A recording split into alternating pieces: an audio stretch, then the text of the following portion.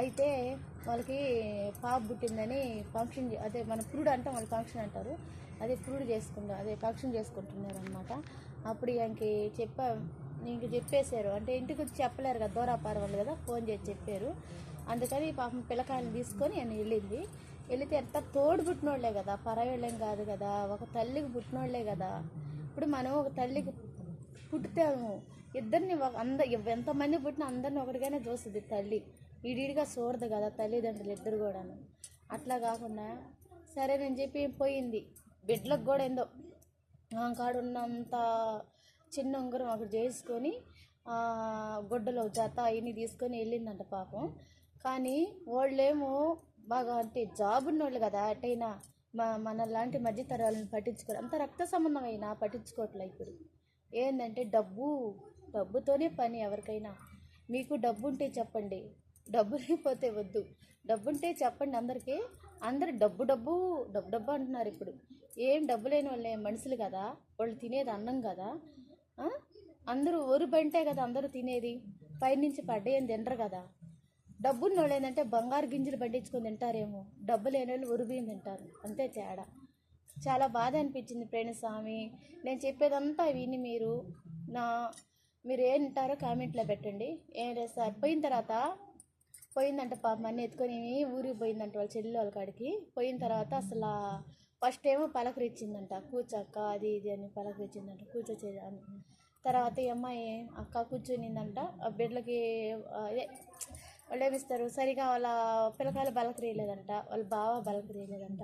అయినా ఈ అమ్మాయి అక్క పట్టించుకోలేదంట. చేడికి పెద్ద పెద్ద వాళ్ళందరినీ రాండి కూర్చోండి. ఆఖరికి ఈయన కూర్చున్న కుజ్జి అంటే సోడు సాలపోయినప్పుడు ఆఖరికి కూర్చున్న కుజ్జి కూడా లేపేసి వేరే వాళ్ళకి ఇచ్చిందంట. నీకేమి లే, మంచం మీద అట్ట పోయి కూర్చోపనిందంట.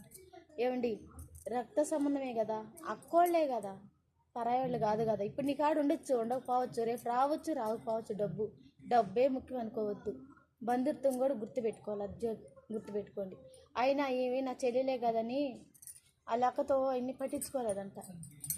ఇప్పుడు కొంతమంది ఫంక్షన్లు ఎడ చేస్తున్నారంటే, అప్పట్లో ఏంటంటే కూర్చొని పెట్టేది, బెంచీలు వేసి కూర్చొని తినేది.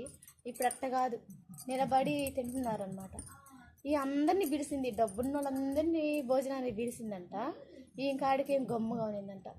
సరేలే మా చెల్లెలే కదా, పిలిస్తే పిల్లకపోతే ఏం ఒకరన్నా వాళ్ళు బాగానే ఆఖరికి జాబులు ఉన్న వాళ్ళకే, ఉద్యోగులు ఉన్న వాళ్ళకే పలకరిస్తున్నారంట. కానీ పిల్లకాయలు కూడా ఇంకిద్దరు పిల్లకాయలు తీసుకోపోయింది. వాళ్ళు అన్న అంటున్నా, అక్క అంటున్న వాళ్ళు కూడా పట్టించుకోవట్లా. ఆ పిల్లకాయలు పట్టించుకోలేదంట. సరేలేని చెప్పి మా చెల్లెలే కదా, పిలిస్తే ఉంది పిల్లకపోతే ఏముంది అని చెప్పి పోయి అన్నం పోయి పెడుచుకొని తింటా ఉన్నిందంట. తింటాడు, ఇప్పుడు నీకు ఇంత తొందర, నిదానంగా తినొచ్చు కదా అనిందంట. అప్పుడు అన్నం తినేటప్పుడు ఎవరైనా ఒక మాట అంటే బాధే కదా, ఎవరికైనా బాధే కదా. స్టోరీ అంతా నాకు చెప్పి ఆవిడకు పోయించినాక అంటే తెలుసు అనమాట. ఇంకా నాకు చెప్పుకుంది పాపం. నేను చెప్పుకుంటా కొన్ని బాధ, నాకు కలిగిన బాధ నాకు చెప్పుకుంటా, ఆమె బాధ నాకు చెప్పుకుంటుంది. అలాగా రక్త సంబంధం అనేది బయట పెట్టుకోవద్దు. ఏంటంటే తల్లి మనల్ని కనేటప్పుడు ఇడిగా కన్నా ఒకరిని అందరినీ ఒక రకంగానే పెంచుతారు తల్లిదండ్రులు ఇద్దరు. నీకు డ్రెస్ ఇడిగా తీచ్చినా అది నీకు నచ్చిన కలరే తీస్తారు.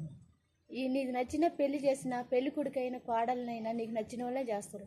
అంతేగాని నువ్వు నా కూతురు కాదు, నువ్వు ఏడంగా ఉండు, ఈ కూతురికి ఏడంగా, ఈ కూతురికి ఏడంగా, ఈ కొడుకు ఏడంగా తల్లి చూడదుగా. అన్నం పెట్టద్ది, అందరికి ఒకే రకంగా పెట్టద్దుగా, ఏరేగా పెట్టదుగా. అలాగా ఆలోచించండి. బంధువుల్ని కాదనుకోవద్దు. ఇప్పుడు డబ్బు ఉందిలని చెప్పి వాళ్ళు వదులుకుంటే వాళ్ళకాడ రేపు ఉండొచ్చు. రేపు ఉన్నప్పుడు నిన్ను పట్టించుకోకపోతే నువ్వు ఎంత బాధపడతావో ఇప్పుడు కూడా వాళ్ళంతా బాధపడతారు. ఫ్రెండ్స్, నేను చెప్పేది బాగా విన్నారు కదా. నా ఛానల్లో నేను మా ఆయన దేవుడి కాడికి వెళ్ళాము, అంటే ఊరికి వెళ్ళిన తర్వాత మా ఆయన అంటున్నాడు, నువ్వు యూట్యూబ్ వీడియోలు తీస్తావు కదా, నిన్నెవరు గుర్తుపెట్టడం లేదు అన్నాడు. నేనన్నానా, నేను ఇంకా అంత మాత్రంలో పోలేదులే, నాది ఆడ అడుగోబడుగోబడి ఉంది, ఇంకా పైకి రాలే. అదే ఏమంటారు దాన్ని, అదేలే ఎక్కువగా ఛానల్ పోలేదు కదా, అంటే ఎక్కువ మంది న్యూస్ రాలేదు కదా, అందుకని నాకు గుర్తుపెట్టలే, నాదే అడుగుబడి ఉండేది అని చెప్పా. అందుకని ఫ్రెండ్స్, నన్ను మీరు గుర్తుపెట్టినా పట్టకపోయినా నా ఛానల్ మీరు చూస్తే చాలు. కొత్తగా చూసే వాళ్ళు ఎవరైనా సబ్స్క్రైబ్ చేసుకోండి, నా లైక్ చేయండి. ఇంకొకరికి వెళ్ళొద్దనమాట. మీరు లైక్ చేసే వీడియో ఇంకొకరికి వెళ్ళొద్దనమాట. ప్లీజ్ నా కోసం ఒక సాయం చేయండి, సరేనా? బాయ్.